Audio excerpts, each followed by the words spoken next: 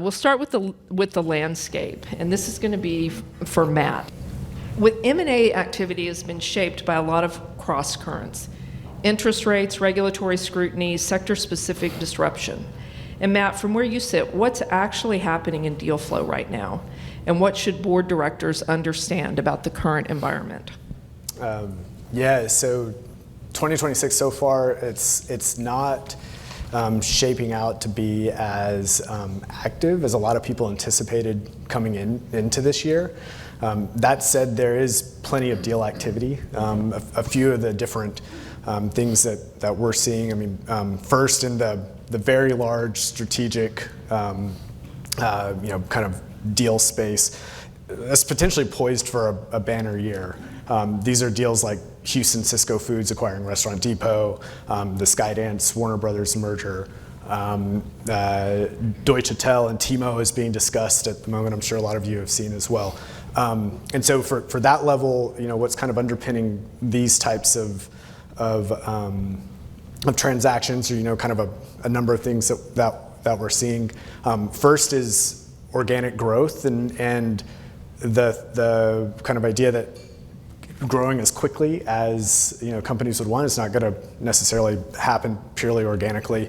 So then if they're going to go and make a deal, then let's do something large and that's transformative, is another element. At the moment, there's a sentiment that the antitrust process is more predictable. Not that it's gone away, but that there's greater confidence in what reviews will entail. Then a final factor is additionally that move now while rates are where they are, potentially before they become a greater issue. So that's kind of underpinning a lot of these deals. Something I'll say for me in particular, working energy and infrastructure in Texas, is there's a trend of mid-cap energy consolidation, and then also because of AI, a lot of data center and adjacent infrastructure transaction activity that's happening. Okay, thank you. Boy, that you hit pretty much everything on that, I think. But I like the a little bit more certainty maybe on the regulatory front, a little bit more predictability. So you did mention the consolidation of middle market energy operators and the growth of data center assets tied to the AI demand.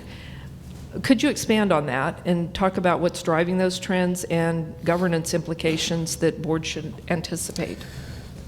For sure. So I guess first on the energy side, the mid-cap operators are at risk of being subscale.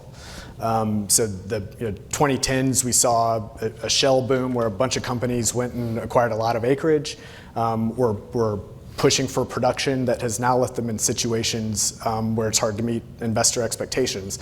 So addressing that is through consolidation, where a few things are coming into play. You've got inventory duration, which they'll improve that through consolidation, which is one of the primary value drivers.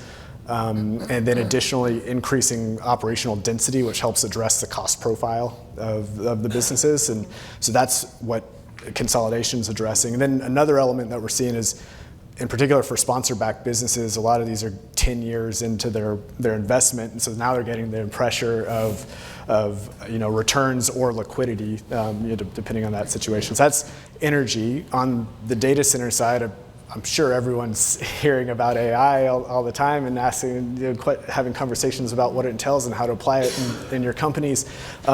So the demand on compute is skyrocketing, and to help fulfill that, some of the bottleneck items are land, access to power, cooling, and services, all of which Texas is very well positioned to provide. So that's kind of what's, I'd say, driving those trends that I'm seeing in those areas. To your question on for the board, and I guess what could implications for that, a few things come to mind. Oversight of capital allocation, so decisions of build more infrastructure versus acquire. Then also, do you paying down debt versus distributions is one area. cyber governance is really big. These are critical assets for our country, and so making sure that they're secure, in particular given the the geopolitical environment. In the consolidation scenario, we've got looking at leadership, comp, and succession, which I know Mark will be able to talk more on.